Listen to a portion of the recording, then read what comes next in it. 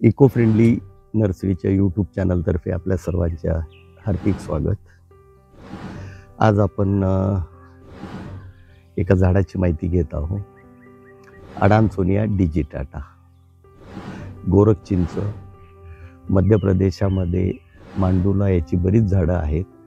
त्या ठिकाणी याला मांडव इमली म्हटलं जातं. तसंच हे मूळ आफ्रिकेतलं धरलं गेलेलं आहे, पण पुराणात आपल्याकडे याचे उल्लेख आहेत. घटोत्कच हा ह्या झाडावर राहत होता. म्हणजे घटोत्कचाचं वास्तव्य, भीमाचा जो मुलगा आहे त्याचं वास्तव्य या झाडावर होतं. तसंच गोरक्षनाथाला या झाडाखाली सिद्धी प्राप्त झाली, त्यामुळे ह्याला गोरखचिंचही असंही संबोधलं जातं आहे. ह्या झाडाचं वैशिष्ट्य म्हणजे हे हजारो वर्ष जगतं. 20 ते 25 मीटर वाढणारा हा वृक्ष, खोड साधारण 8 ते 10 मीटर व्यासापर्यंत इतकं मोठं वाढतं.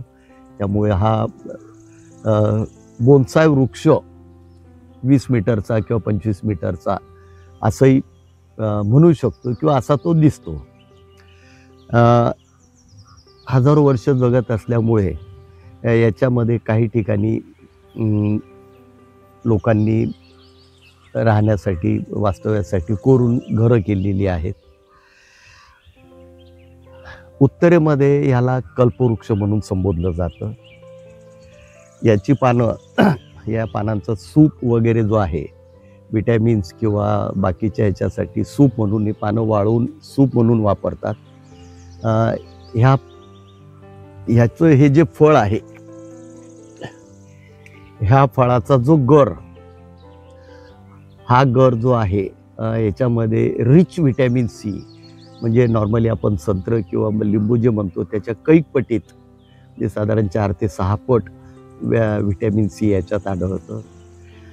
याच्या बियापासून तेलही निघतं आणि तेलाचा उपयोग हा कॉस्मेटिक्स आणि स्किन वगैरेचे जे आजार आहेत त्यासाठी वापरला जातो. ह्याचा कुठलाच पार्ट, याची मुळं, साल ही सगळीच याच्यात काहीतरी, म्हणजे प्रत्येक ठिकाणी काही औषधी गुणधर्म असल्यामुळे त्याला हा कल्पवृक्ष म्हटला जातो.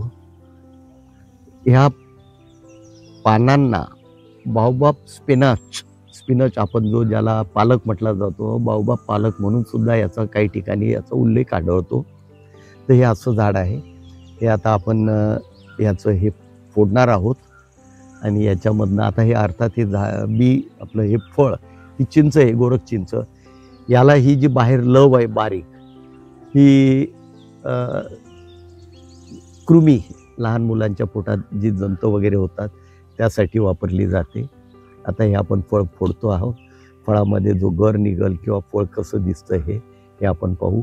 याचं बी जे निघतं हे काही काळ पाण्यात भिजवून आणि मग त्याचं अंकुरण करून मग त्याची रोपं तयार होतात.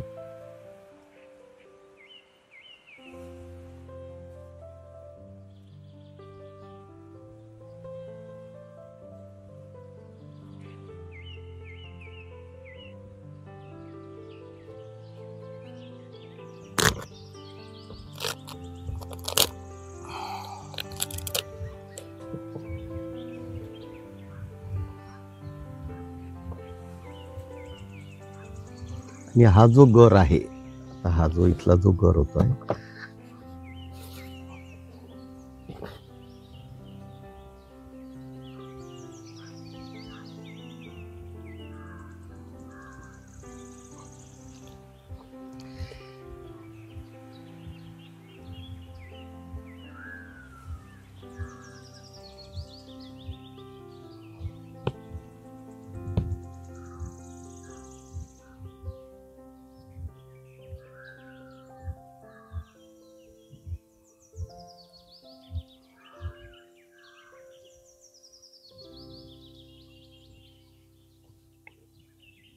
हे असं बी निघतंय. आणि हा बाकीचा जो गर आहे, याला परदेशात मागणी चांगली आहे.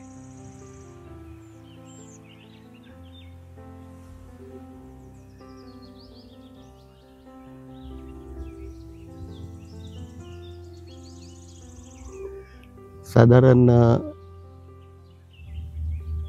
8 ते 10 वर्षात, हे जर कधी जमिनीत असतं तर 8 ते 10 वर्षात याला फळं लागलेली आहेत.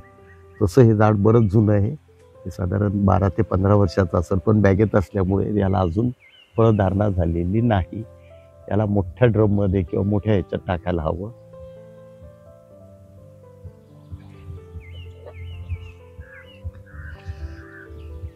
तर आज आपण ही अडानसोनिया डिजिटाटा, गोरख चिंच, मांडव इमली, बाओबाब ट्री याची ही माहिती घेतली आहे.